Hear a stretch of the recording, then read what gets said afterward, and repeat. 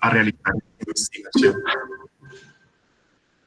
Muy bien, entonces, después de muchas décadas en las cuales se había una disminución significativa de los casos de enfermedades pulmonares en mineros de carbón subterráneo, luego a mediados de los años 90 se empezó a ver un incremento de una manera casi exponencial, lo cual pues hasta ahora no hay razones claras que puedan explicar ese comportamiento. Algunos posibles factores pueden ser que hay cambio en las características específicas del polvo de carbón, y también hay cambio en los métodos y en las prácticas mineras. Por ejemplo, ahora se explotan mantos de carbón mucho más delgados y hay que cortar mucha más roca adyacente. Entonces, por ejemplo, este tipo de cambios en las prácticas mineras y en la forma como se hace la minería pues, son posibles contribuyentes para que se pueda, pues para que se esté dando este incremento en el número de casos de mineros con problemas pulmonares. Hasta ahora hay muy poca información disponible en este frente, por lo que como les digo, no hay una forma o no hay nada claro acerca de qué es lo que está pasando. Entonces, lo que necesitamos es información técnica y detallada acerca de qué es lo que hay en el polvo de carbón y qué es lo que los mineros están respirando en estas minas subterráneas. Hay algunos retos, sobre todo pues porque la composición de estos polvos es bastante compleja. Hay variedad de minerales y bueno, la geología de cada lugar es diferente y digamos que cada mineral tiene diferentes consecuencias en los pulmones de los trabajadores. Entonces, esta información técnica es necesaria y la mejor forma de obtener esta información es por medio de monitoreo. Entonces, desde este punto de vista, es realmente crítico que se desarrollen más tecnologías que permitan entender qué es lo que hay en el polvo de carbón y por qué está sucediendo este incremento de casos de problemas pulmonares. Y así, luego de que tenemos la información, ya puede uno pasar a la etapa de estrategias de control para mirar qué se puede hacer para mejorar la situación. Muy bien, entonces vamos a mirar primero cuáles son las tecnologías disponibles en este momento que están en la industria. Entonces, primero que todo tenemos métodos gravimétricos. Estos métodos gravimétricos lo que hacen es tomar muestras del aire y hacer una comparación del peso de la muestra a medida que va pasando el tiempo. Si hay una concentración muy alta de polvo, entonces el peso de la muestra pues va a aumentar considerablemente en un corto tiempo. Entonces hay correlaciones que se pueden hacer y se puede calcular de una forma muy exacta la cantidad de polvo que hay en el aire. Hay algunas limitaciones de este método y es que esto solamente se calcula la concentración total del polvo, pero no sabemos ese polvo que tiene. No sabemos si tiene un porcentaje alto de sílica, si tiene silicatos, si tiene carbonatos, y esta información es vital para lo que les acabé de explicar de poder entender qué es lo que está sucediendo y cómo podemos atacar este problema. Este tipo de monitoreo es un monitoreo batch, que significa que no es en tiempo real, pues se hace cada 30 minutos. Entonces aquí les quiero explicar algo que es fundamental y es la relación que existe entre el tiempo que toma hacer el monitoreo y la cantidad de información disponible. Entonces hay que jugar con estos dos parámetros porque yo me puedo quedar un año en un laboratorio obteniendo toda la información del polvo y va a ser perfecto porque vas a tener la descripción de cada uno de los componentes, su composición química, cuál es la forma de las partículas, la cantidad de partículas, pero por el otro lado tenemos que también esta información no me sirve si no la tengo de forma rápida, porque de qué me sirve que yo lleve las muestras al laboratorio y que en 2 semanas me digan, hace 2 semanas estuviste expuesto a una concentración peligrosa. Eso no me sirve para poder tomar decisiones en el momento. Entonces, esta relación que hay entre la cantidad de información que tenemos y el tiempo que se nos demora tener esa información es lo que estamos intentando traer y mejorar en este proyecto de investigación. El siguiente método de monitoreo son los fotómetros de dispersión de luz. Básicamente, las partículas pasan a través de un rayo de luz y la luz se dispersa cuando pasan. Y este cambio en la intensidad de luz es proporcional con el número de partículas. También se puede calcular la concentración de partículas. Tampoco me está diciendo nada específico acerca de los componentes del polvo. Hay un par de desarrollos que se han realizado en los últimos años, especialmente NIOSH ha venido desarrollando, de hecho ya tienen un prototipo que utiliza tecnología de espectrofotometría infrarroja, utilizando transformadas de Fourier, y han tenido buenos resultados. Como les digo, aún es un prototipo, no se ha llevado pues a escala industrial, pero sí tiene algunas limitaciones, principalmente que la caolinita es un mineral que puede confundirse con la sílica en los resultados que se obtienen con este método, y pues la caolinita es un mineral muy importante en el polvo de carbón. Y también es un monitoreo de final de turno, quiere decir que la información te la dará cuando ya el minero ha sido expuesto durante todo el día a las condiciones de calidad del aire. Por último, hay otro método que utiliza quimiluminiscencia. Esto básicamente es que las partículas de sílica son ligadas con moléculas que pueden emitir luz, y digamos, la intensidad de esta luz puede ser detectada por medio de sensores. Entonces, lo que estoy haciendo es como vistiendo esas partículas de sílica y poniendo y excitándolas con luz para que puedan emitir y de esta forma se puedan detectar con un sensor. También es un prototipo, no ha salido a la industria y tampoco solamente está enfocado en sílica, no tenemos cómo medir, digamos, otros tipos de componentes y de minerales en el polvo. Mediciones cada 20 minutos, entonces tampoco es en tiempo real y también hay unas limitaciones en digamos, las concentraciones o los rangos de concentraciones que puedo medir. Muy bien. Ok, entonces es importante también ahora que entendamos cuáles son las fuentes principales de polvo en minas subterráneas de carbón. Pero aquí quiero hacer un punto muy claro, y es que esto se basa en resultados que se obtuvieron en minas subterráneas de carbón en Estados Unidos. Alrededor de entre unas 25 y 30 minas fueron muestreadas, y con base en los resultados de estas minas pues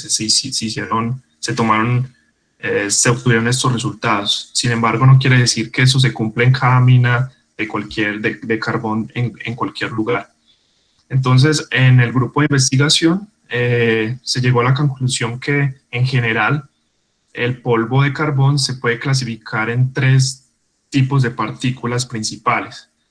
Son el carbón, los cuales vienen de las partículas de carbón que vienen de cortar el manto de carbón con la maquinaria, los carbonatos que se aplican en las paredes y en los techos de las excavaciones para evitar explosiones, y también los silicatos y la sílica, que está más relacionado con la roca, con la roca adyacente al manto de carbón. Entonces estos tres tipos de partícula definen como la composición del polvo, y por esta razón en esta investigación nos enfocamos en los siguientes minerales: carbón, sílica, caolinita y calcita. Estos fueron los minerales que nos enfocamos para hacer este estudio. ¿Por qué es importante la fuente posible? Porque si yo tengo una forma de saber de qué composición es mi partícula, entonces yo puedo luego ir a cuál es la fuente posible. Digamos que esa partícula es de carbón, entonces ya sé que la fuente de esas partículas está viniendo del manto, entonces ya sé dónde puedo ir a atacar el problema. Ok, entonces aquí viene el concepto que hemos estado desarrollando ya por más de un año.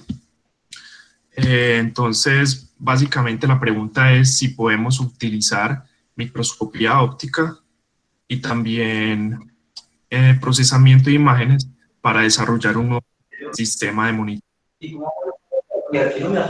Anteriormente, necesitamos esta tecnología que nos permita obtener información en un tiempo corto, pero que sea una información amplia y suficiente, eh, que me diga qué tipo de minerales tengo, cuál es la forma de la partícula, qué cantidades tengo, y que se de una forma rápida, y así puedo identificar las situaciones peligrosas, cuáles son las estrategias que podemos tomar. En el año 2009, algunos colegas en la Universidad de Berkeley desarrollaron la forma de convertir la cámara de un celular en un microscopio. Esto abrió las puertas para que el análisis de laboratorio pudiera ser llevado a campo. Entonces nosotros creemos que digamos, esta ventaja de poder llevar el microscopio al campo, se puede desarrollar un dispositivo o inclusive adaptar un celular. Creemos que puede ser viable para que se puedan tomar muestras de forma semicontinua, es decir, cada 10 o 15 minutos, y se pueda realizar el conteo de las partículas, luego una clasificación que nos permita tener la distribución y saber, pues, Néstor, disculpa un poco, Néstor, por favor pide a la gente que apague las cámaras y los micrófonos, que así se interrumpe mucho. Okay. Yo creo que el profesor Luis Hernán tiene la capacidad de quitarle la voz a todas las personas, y nos puede ayudar. Sí, perfecto. ¿Y desde cómo lo hago? No, solicítele a todos que apaguen el micrófono y la cámara, por favor. Bueno. Ok, entonces continuando, lo que nosotros estamos investigando es mirar si podemos utilizar la microscopía óptica en campo que les acabo de explicar, y también procesamiento de imágenes para llegar a la distribución de partículas final y el conocimiento detallado del polvo de carbón.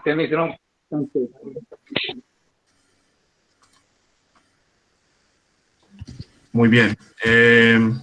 Aquí les muestro como un diagrama del proyecto y el progreso o las fases diferentes que tiene el proyecto. Entonces está la parte de la microscopía óptica, en donde se toman las imágenes, se recolectan las imágenes, se utilizan diferentes condiciones de iluminación. Tenemos otra parte que es el procesamiento de imágenes, que nos permite tomar estas imágenes digitales obtenidas en el microscopio y sacar la información a partir de ellas para poder tener información acerca de los minerales y las cosas que están, o sí, los tipos de partículas que componen el polvo de carbón. Entonces, la primera fase era mirar si era viable separar por lo menos la fracción de partículas de carbón de los demás minerales. Este fue el primer reto al cual nos enfrentamos. Y luego queríamos evaluar si podíamos ir inclusive más allá y entrar a esta fracción mineral y mirar qué características nos podían permitir separar cada uno de los diferentes minerales que componían el polvo de carbón.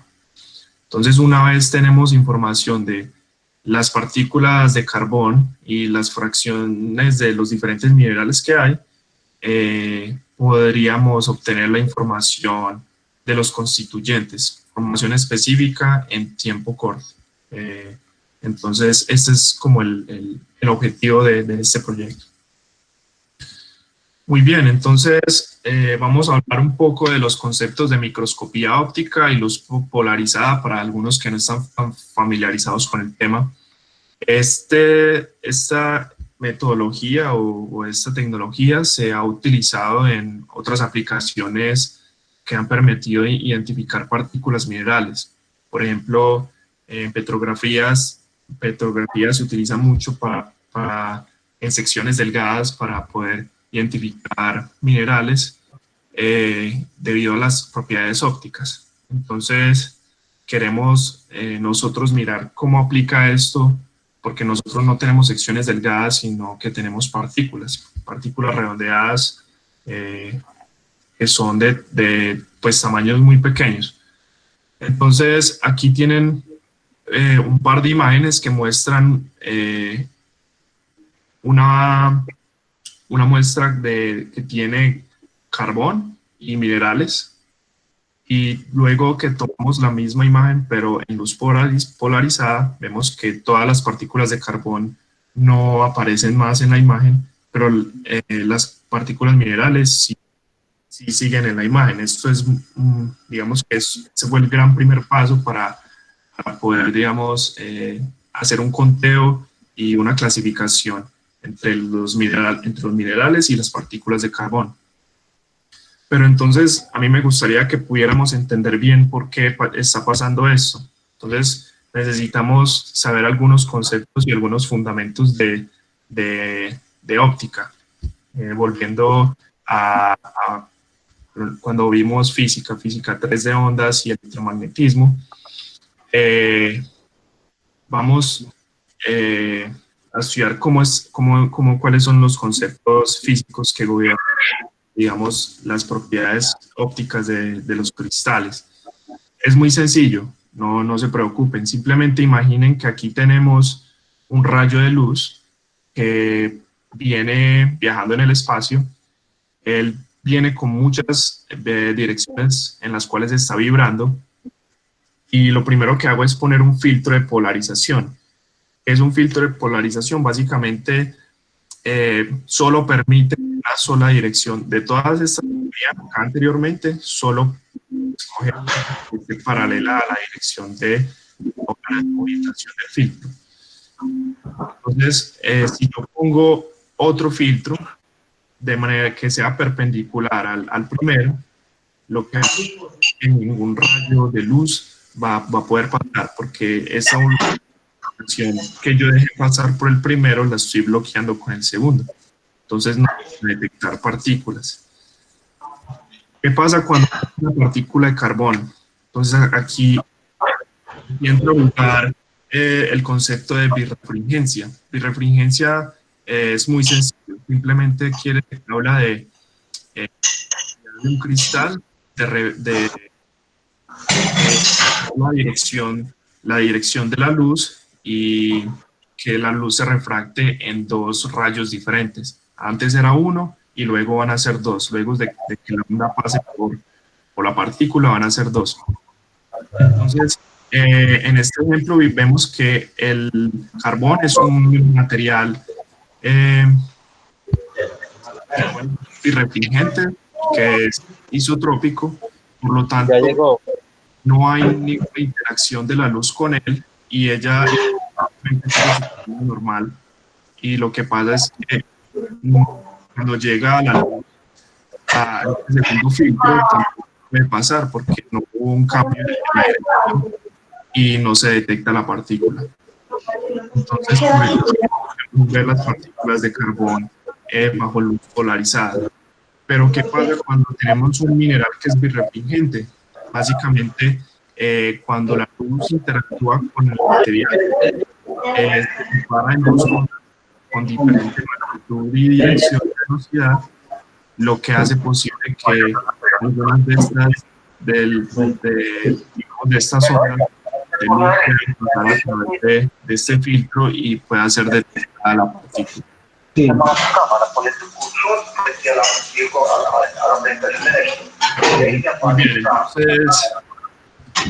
Muy bien, entonces vamos a mirar un poco más como ya la parte de la investigación y de los resultados que obtuvimos. Néstor, danos 5 segunditos, le decimos al profesor Luis Hernán a ver si de pronto nos puede apagar el micrófono que está interfiriendo demasiado aquí con el sonido. Y la cámara también, que apague todo, es que solo necesitamos oír a Néstor. Profe, ¿podría apagar el micrófono, por favor? Que es que está haciendo mucha interferencia con el sonido de la presentación. Y yo no escuché nada de lo último. En la parte de abajo de la pantalla, ahí hunda el mouse y ahí le aparece cámara y micrófono, desactívelos.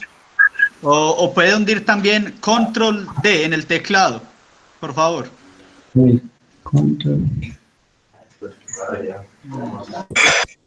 Eso, así, ahí está perfecto.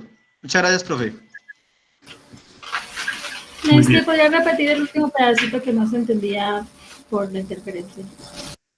Ok, ¿en qué parte? ¿Desde la partícula o...? Bueno, Ahí. entonces lo que estaba explicando aquí en este punto es que cuando tenemos un mineral que es birrefringente, lo que pasa es que cuando la luz interactúa con este material, digamos que el rayo de luz se divide en dos. Entonces, lo que pasa es que cuando se tiene esta doble refracción y se cambia la dirección y la velocidad de estas ondas, hay algunas de ellas que sí son capaces de pasar el segundo filtro de polarización. Por eso es que sí podemos detectar digamos, las partículas minerales. Entonces, por eso es que aquí vemos en esta imagen el carbón como es isotrópico o no birrefringente, no lo vemos, pero las partículas de minerales como sí cambian la dirección de la luz, cuando la luz polarizada interactúa con ellas, entonces sí son visibles. Muy bien. Ok, entonces ya hablando un poco más de cómo estamos nosotros, pues como llevando adelante esta idea, digamos, para desarrollar este sistema de monitoreo. Entonces, lo primero que necesitábamos era preparar la muestra. Entonces, lo que hicimos fue tomar aire con partículas suspendidas y pasarla a través de un ciclón. Un ciclón es básicamente un dispositivo que me permite separar la fracción gruesa de la fracción fina. ¿Por qué? Porque la fracción fina es la que se deposita en los pulmones y en las partes más internas de los alveolos, que es lo que nos interesa y lo que está causando los problemas respiratorios. Entonces, lo que pasa es que llevamos este aire y lo bombeamos a una razón de 2 litros por minuto sobre unos cassettes que tienen filtros y soportes, y de esta forma lo que estamos logrando es que todas las partículas finas que se fueron por este lugar se me están depositando en un filtro.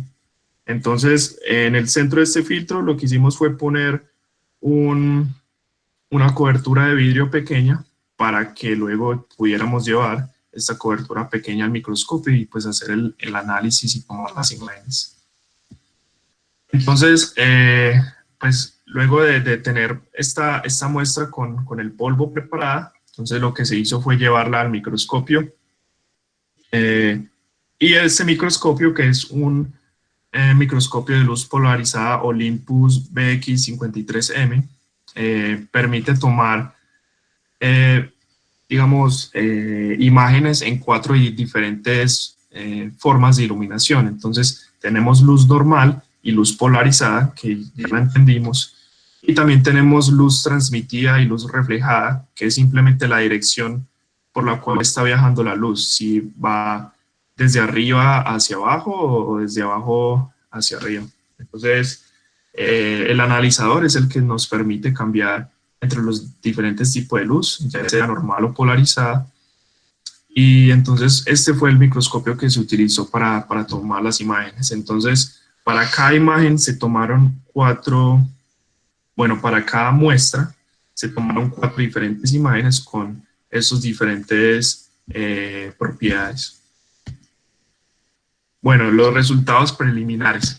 Entonces, primero que todo, como les digo, queríamos confirmar que el carbón lo podíamos separar de la fracción mineral, y para hacer esto lo que hicimos fue tomar una cobertura y partirla en 2 mitades iguales, y luego de esto lo que hicimos fue depositar diferentes sustancias sobre ellas. En este caso fue carbón y calcita, y luego las pusimos juntas nuevamente para tomar las imágenes. Entonces, de esta forma tenemos 2 materiales en 2 lugares distintos, entonces podemos analizar cómo interactúa la luz polarizada sobre cada una de ellas y cómo está pues sucediendo todo el proceso para desarrollar este sistema de monitoreo. Entonces, aquí tenemos, por ejemplo, una imagen en luz normal. En este lado tenemos partículas de carbón y en este lado partículas minerales. Y luego exactamente la misma imagen, pero en luz polarizada, y vemos que todas las partículas de carbón no aparecen más, pero las partículas minerales siguen apareciendo. Muy bien. Entonces, utilizamos una rutina de procesamiento de imágenes en MATLAB, y lo que hace pues es hacer una comparación entre digamos, estas 2 imágenes, una en luz polarizada y una en luz normal, y se establece como un límite de valor para poder separar digitalmente las partículas. Entonces aquí digamos que el algoritmo encontró todas las partículas minerales y luego pues las partículas de carbón y las contó, y lo que se puede hacer a continuación es una distribución de partículas. Entonces aquí en estos histogramas se puede ver cómo se están distribuyendo las partículas en esas imágenes. Entonces vemos que la mayoría de las partículas son bastante pequeñas, menos de 1 micrómetro de tamaño, y también vemos el número de partículas que se pudieron identificar.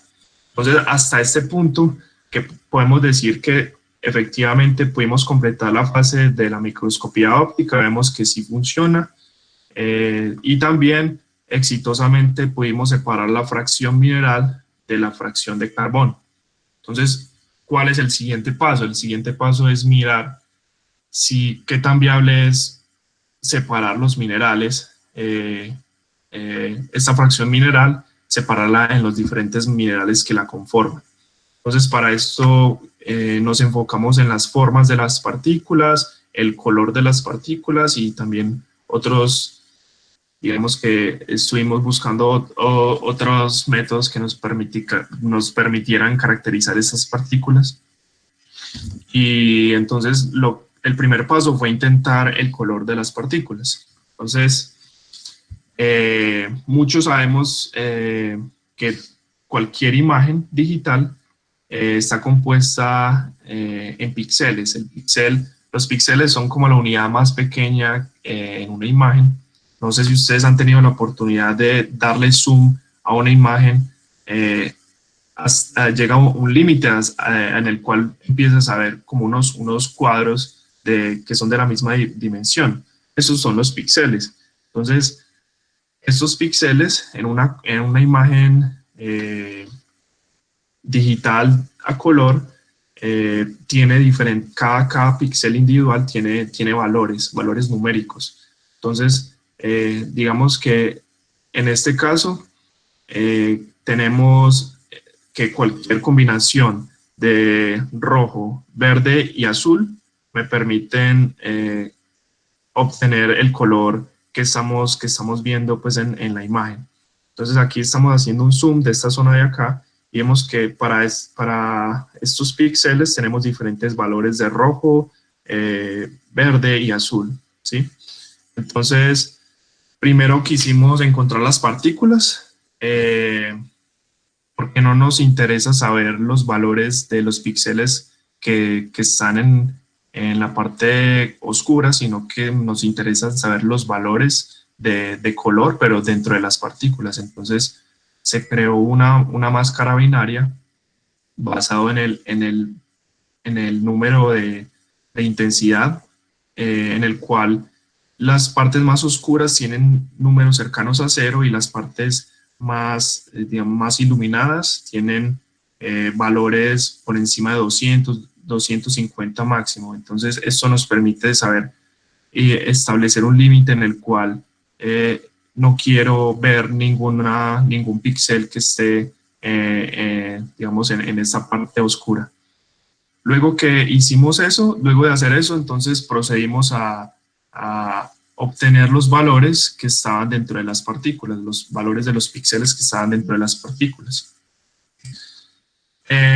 Y esto lo resumimos en una serie de histogramas para cada canal. Entonces el canal rojo tenemos una distribución de valores, lo mismo para el verde y para el rojo. Recordemos que todo esto son distribuciones de los valores que hay en los píxeles. Entonces, por ejemplo,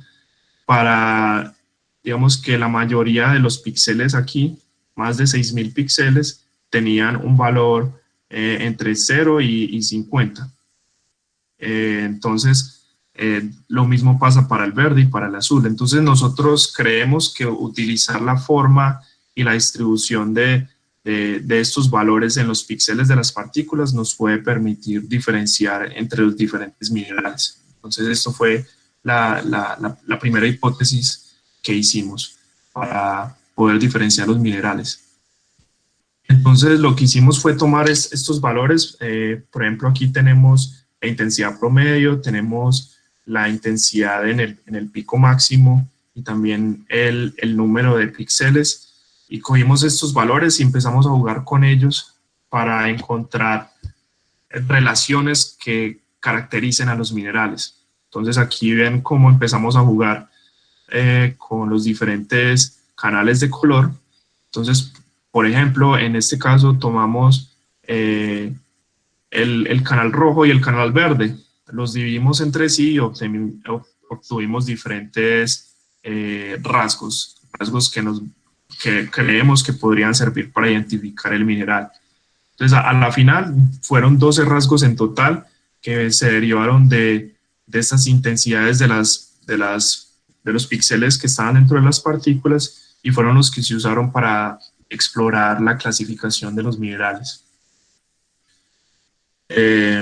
Ok, entonces, ¿cómo fue el proceso? Básicamente, creamos un algoritmo que recibía diferentes imágenes de diferentes minerales, en este caso calcita, caolinita y sílica.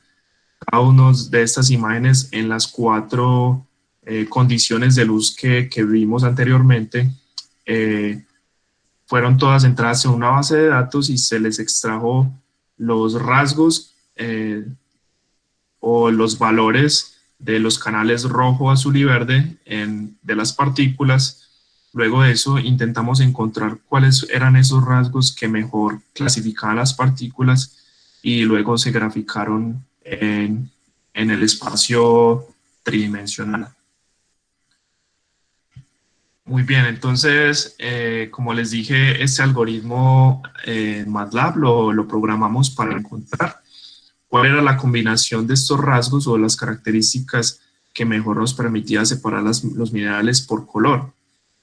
Entonces, por ejemplo, en este caso, lo que hicimos fue encontrar el área creada por los centroides de cada mineral y intentar encontrar la combinación de estos rasgos que maximizaba esta área, el área del triángulo, y a su vez también lo que hicimos fue encontrar los rasgos que disminuían la dispersión alrededor de de cada uno de los centroides. De esta forma, entonces, encontraríamos digamos que la opción que mejor nos permite separar entre los minerales.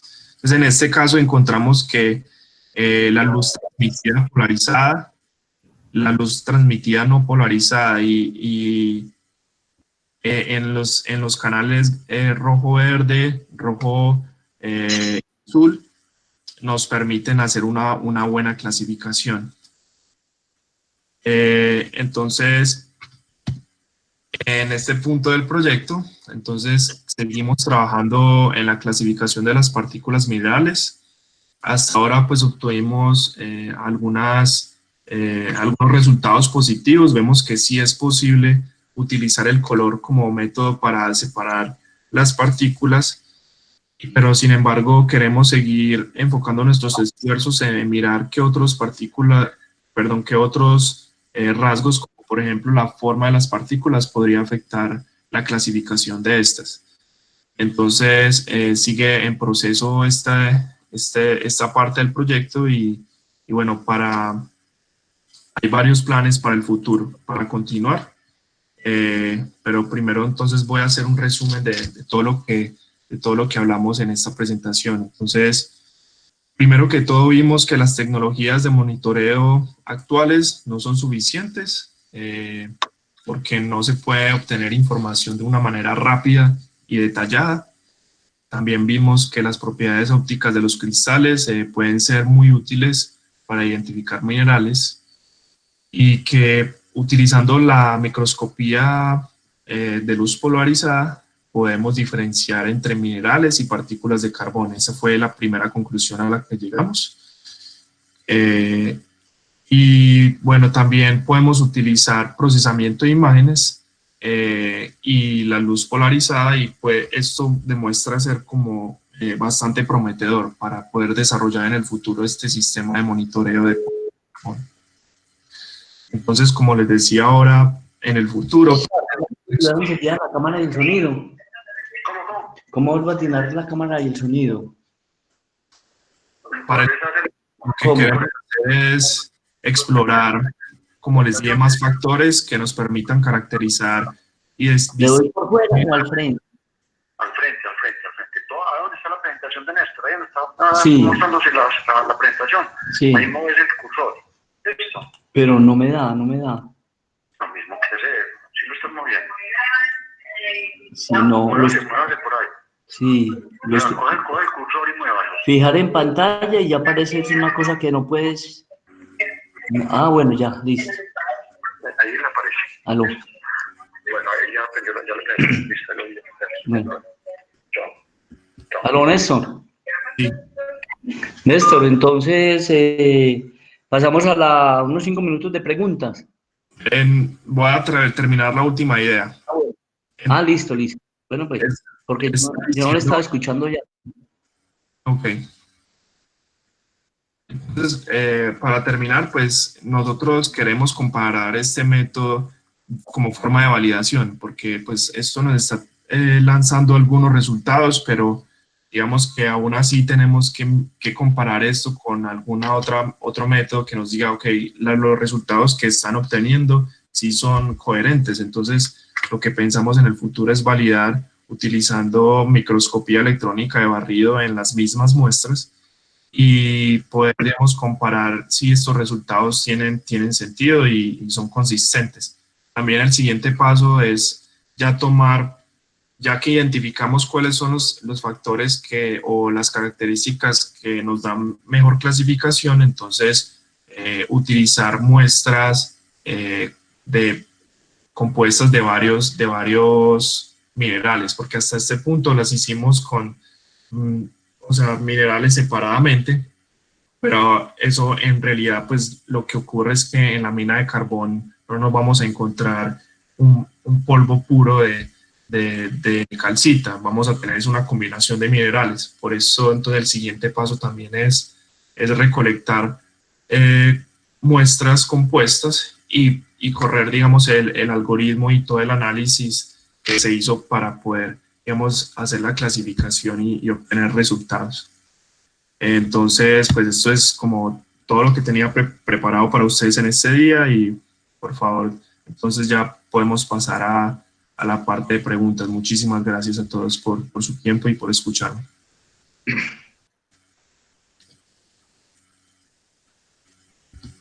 Bueno, entonces estamos esperando las preguntas. Fue un excelente trabajo de Néstor. Muchas felicitaciones. Muy buena. Yo tengo una pregunta, Néstor, mientras Sí. que los otros nos van escribiendo.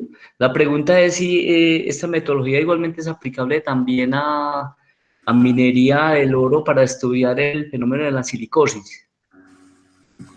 Sí, claro que sí, podría adaptarse. Digamos que, como expliqué al principio, esta metodología, pues, nosotros los minerales en los cuales nos enfocamos para hacer el estudio eran los que componían el polvo de carbón, pero digamos que claro que sí, se puede hacer un análisis, debido a que nosotros estamos incluyendo la sílica en nuestro análisis, pues digamos que podríamos utilizar esta información también para de cierta forma hallar, digamos, por ejemplo, la concentración de sílica en estas minas de oro y que están afectando también y produciendo silicosis en los trabajadores.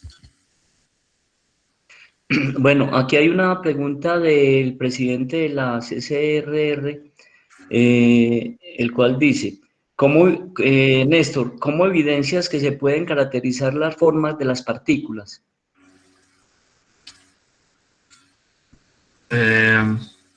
Ok, pues la verdad no tengo muy clara la pregunta, pero bueno, sin embargo, la forma de las partículas... Si quieres te la repito, ¿cómo? ¿La puedo Pregunta... hacer? ¿La puedo hacer? Sí, como comentabas, Néstor, que el número de partículas, el tamaño, ya lo caracterizaste, lo definiste, y el siguiente paso, lo que viene para el futuro, es la forma. La forma permite determinar colores con más propiedad, etc. Entonces tú comentaste que esa es parte de tu investigación futura. Mi pregunta es, ¿cómo ves que se pueda enfocar la investigación? ¿Hasta dónde le estás apuntando? Para poder, porque la forma es muy importante y no es fácil de caracterizarla. Ok, bueno, pues en realidad no es tan complicado caracterizar la forma. Existen, digamos, varios algoritmos que pues ya son conocidos y que dan buenos resultados, que permiten calcular y obtener, digamos, un número. Por ejemplo, nosotros estuvimos explorando algo que se llama circularidad, que digamos que me dice qué tanto se acerca mi partícula a ser una esfera perfecta, o también podemos obtener el área y el perímetro de cada partícula y calcular, por ejemplo, la razón entre el área y el perímetro, que eso me dice mucho de si son partículas elongadas o si son partículas más bien isoformas. Entonces, digamos que pues sí hay las herramientas que necesitamos para poder estudiar el tamaño de partícula.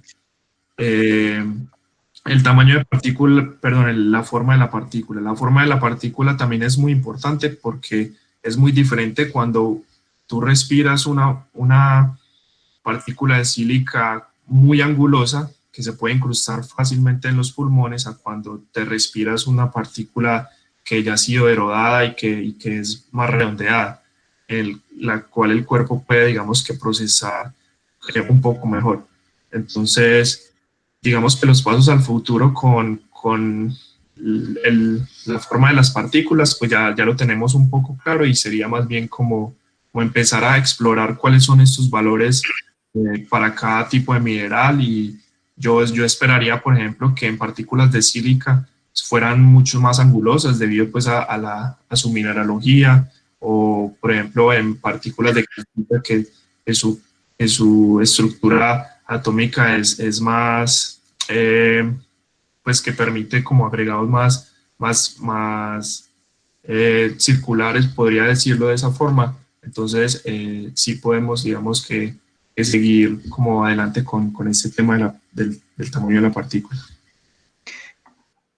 Bueno, Néstor, Hernán Marín pregunta que si el tamaño de la partícula y la cantidad de minerales dependen del tipo de arranque que se maneje. Claro que sí, totalmente. Dependiendo pues del método de explotación, también la partícula pues va a ser, pues la partícula generada va a tener diferentes propiedades. De hecho, este tema es muy interesante porque, digamos, en nuestro grupo de investigación hubo como algunas publicaciones acerca de la diferencia que hay entre partículas o por ejemplo, minerales que han sido inmediatamente fracturados y respirados y materiales que toman, digamos, más tiempo en ir a los pulmones, digamos, que estuvieron depositados un tiempo y luego fueron a los pulmones. Y hay muchas diferencias en el término de que esas superficies que son recién fracturadas tienen cargas, digamos, que hace que cuando interactúe de una forma diferente en los pulmones y digamos, puedan ser inclusive más peligrosas. Entonces, sí, definitivamente el método de explotación afecta directamente el tamaño de las partículas. Por ejemplo, también la perforación que produce muchos detritos, también produce un tipo específico y forma de partícula. Digamos que este tema no lo hemos cubierto pues a fondo, pero sí sería muy interesante mirar cómo cambia el tamaño de la partícula a medida que se cambian los métodos de explotación y las actividades dentro de la mina. Néstor, Adrián Castro Rodríguez, pues te quiere felicitar y dar las gracias por la presentación y comenta que no me queda muy claro cómo hiciste la separación mineral. Sí, pues la verdad es un tema un poco abstracto y digamos que en este momento pues uno no tiene como mucho tiempo para ahondar, pero básicamente de forma general, como les expliqué, digamos que los píxeles tienen unos valores, digamos que aquí tengo una imagen de calcita, ¿cierto? Y una imagen de caolinita, por ejemplo, me va a mostrar unos valores diferentes, ¿cierto? Si en este caso es 27, 108, 139 para sílica, si yo hoy miro a una partícula de calcita va a ser 3, 24 y 200. Entonces, digamos que esa diferencia en los valores de combinación de rojo, verde y azul, esas diferencias son las que creemos que nos están ayudando a separar entre los minerales. Bueno, también David Muñoz Román dice que no me queda claro cómo sería el monitoreo de forma rápida, directamente en la mina para la toma de decisiones. Perfecto, muy buena pregunta.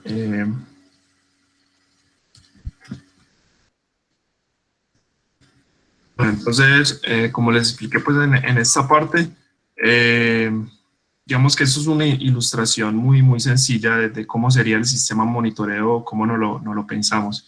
Entonces, por ejemplo, aquí tenemos una cinta que va avanzando, ¿cierto? Y digamos que aquí tenemos una bomba que está succionando el aire continuamente y digamos que las partículas se van depositando en estas zonas y luego que pasa determinado tiempo, por lo general son 30 segundos o entre 30 segundos y un minuto de deposición de partículas, ya digamos que la cinta sigue y se vuelve a crear otra zona de deposición de partículas. Entonces nosotros creemos que utilizando estos dispositivos que ya vemos que sí se pueden utilizar en campo, podríamos tomar imágenes en campo cada 15 o 10 minutos y el algoritmo que estamos realizando o que hemos desarrollado, que hemos estado programando,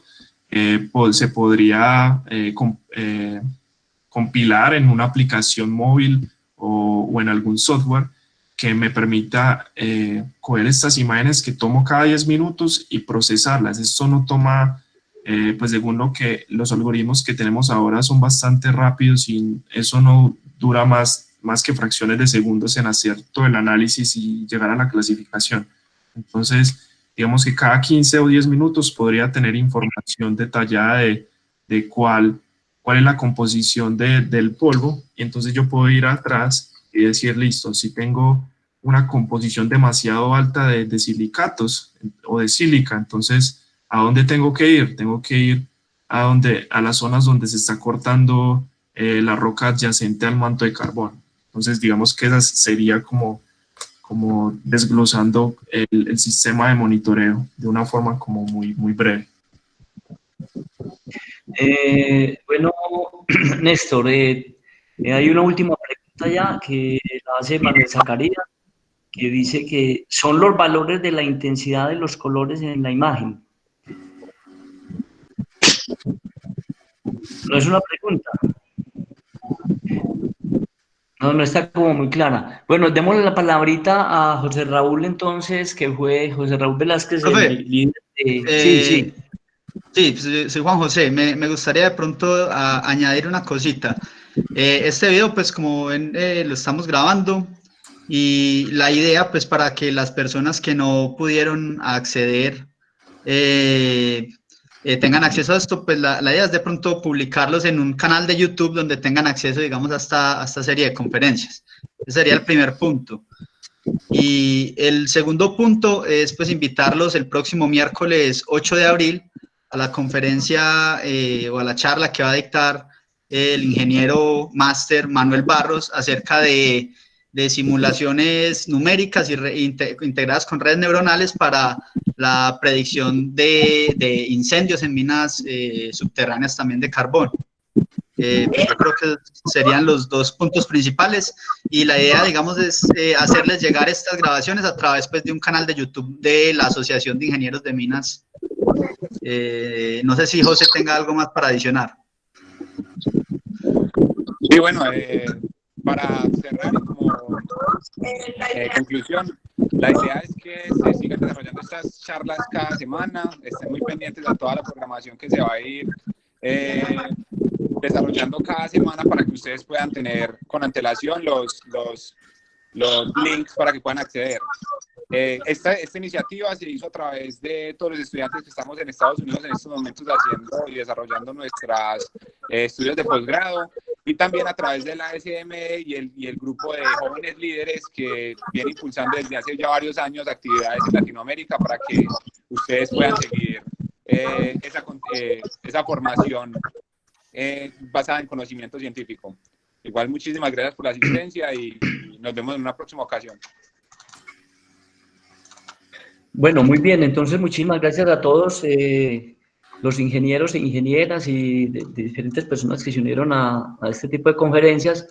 Disculpas a los que hicieron a última hora preguntas y pues ya no las podemos presentar porque nos llegó el tiempo, nos cogió el tiempo, entonces nos estamos viendo, como acaba de decir Juan José y Raúl, el próximo 8 a esta misma hora de hoy. Muchísimas gracias. Muchas gracias a todos. Muchas gracias, Néstor. Mucho gusto.